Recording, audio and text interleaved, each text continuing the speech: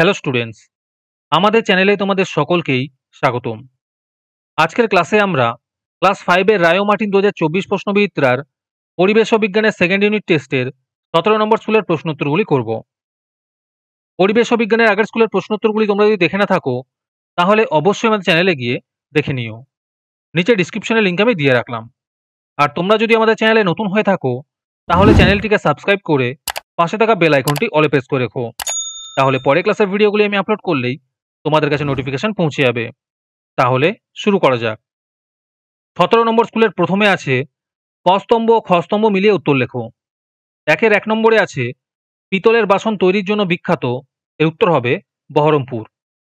একের 2 নম্বরে আছে বৃহত্তম রেলওয়ে স্টেশন, এর উত্তর হবে খড়গপুর। একের 3 নম্বরে আছে চিংড়িখালি দুর্গের ভগ্নাবশেষ আছে, এর উত্তর হবে ডায়মন্ড হারবারে। একের 4 নম্বরে আছে বোটানিক্যাল গার্ডেন আছে, এর উত্তর হবে হাওড়া। একের 5 নম্বরে আছে তারকেশ্বর নদীর তীরে অবস্থিত, এর উত্তর হবে আরামবাগ। একের 6 নম্বরে আছে ফোর্ট উইলিয়াম আছে, এর উত্তর হবে কলকাতা। তারপরে 2 নম্বরে আছে শূন্যস্থান পূরণ করো। 2 এর 1 নম্বরে আছে সর্বপল্লী রাধাকৃষ্ণনের জন্মদিনটি ড্যাশ হিসেবে ব্যবহৃত হয়, এর উত্তর হবে শিক্ষক দিবস হিসেবে ব্যবহৃত হয়। 2 এর 2 নম্বর প্রশ্ন হলো ধান কাটা ও ঝাড়ার আধুনিক যন্ত্রের নাম হলো ড্যাশ, এর উত্তর হবে হারভেস্টার। 2 এর 3 নম্বরে আছে সার্ডিন একটি ড্যাশ মাছ, এর উত্তর হবে সামুদ্রিক মাছ। 2 এর 4 নম্বর প্রশ্ন হলো ভাগীরথী ও জলঙ্গি নদীর মিলনস্থলের তীরে অবস্থিত ড্যাশ, এর উত্তর হবে নবদ্বীপ। তারপরে 3 নম্বরে আছে সঠিক উত্তরটি বেছে নিয়ে লেখো। 3 এর 1 নম্বর প্রশ্ন হলো গান্ধী বুড়ি ছিলেন, এর উত্তর হবে মাতঙ্গিনী হাজরা।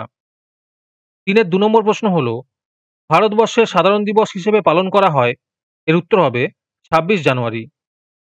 3 এর 3 নম্বর প্রশ্ন হলো তরাইয়ের মাটি উর্বরতার কারণ হলো, এর উত্তর হবে তিস্তা মহানন্দার জমাপলি। 3 এর 4 নম্বর প্রশ্ন হলো ভারতের সংবিধান বানিয়েছিলেন, এর উত্তর হবে বাবা সাহেব আম্বেদকর। 3 এর 5 নম্বর প্রশ্ন হলো মহানন্দার পশ্চিম দিককে দুভাগ করেছে, এর উত্তর হবে কালিন্দী নদী। তারপরে 4 নম্বরে আছে একটি বাক্যে উত্তর দাও। 4 এর 1 নম্বর প্রশ্ন হলো একটি নিত্যবাহ নদীর নাম লেখো, এর উত্তর হবে গঙ্গা।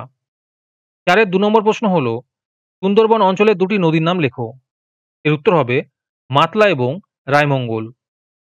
3 এর 4 নম্বর প্রশ্ন হলো বক্সা জয়ন্তী পাহাড় কোথায় দেখা যায়, এর উত্তর হবে জলপাইগুড়ি জেলায়। তোমাদের মধ্যে থেকে যে কোনো 10 জন আজকের ক্লাসের পিডিএফটি ফ্রিতে পেতে পারো। তার জন্য তোমাদের এই ভিডিওতে লাইক, সাবস্ক্রাইব এবং একটি সুন্দর কমেন্ট করতে হবে। এই ভিডিওতে যখন 100টি লাইক এবং 100টি সাবস্ক্রাইব হয়ে যাবে তারপরে আমি এই ভিডিওর কমেন্টের মধ্যে থেকে র্যান্ডমলি যে কোনো 10 জনকে বেছে নিয়ে তাদের সঙ্গে যোগাযোগ করে এই ভিডিওর পিডিএফটি দিয়ে দেব। আর যারা আগে থেকেই আমাদের চ্যানেলটি সাবস্ক্রাইব করে রেখেছো তারা শুধু লাইক এবং কমেন্ট করলেই হবে। আর বাকিরা এই পিডিএফটি 3 টাকা দিয়ে আমাদের হোয়াটসঅ্যাপ নাম্বার 7501121499 যোগাযোগ করে নিতে পারো। তারপরে 5 নম্বরে আছে 2টি বা 3টি বাক্যে উত্তর দাও। প্রশ্ন হলো রাঢ় অঞ্চলের অরণ্যে কি কি উদ্ভিদ দেখা যায়, এর উত্তর হবে শাল, সেগুন, মেহগিনি, শিরীষ, আকাশমণি, বাবলা ইত্যাদি। অথবাতে আছে গরুমারার জঙ্গলে কি কি বন্যজন্তু দেখা যায়, এর উত্তর হবে একশৃঙ্গ গন্ডার, চিতাবাঘ, ভাল্লুক, হাতি, বাইসন ইত্যাদি। আজকের ক্লাসটি তোমাদের ভালো লেগে থাকলে অবশ্যই একটি লাইক এবং বন্ধুদের কাছে শেয়ার করে দিও। পরের স্কুলগুলির প্রশ্নোত্তরের ভিডিও তাড়াতাড়ি পেতে চ্যানেলটিকে অবশ্যই সাবস্ক্রাইব করে রেখো। তাহলে দেখা হচ্ছে পরের ক্লাসে।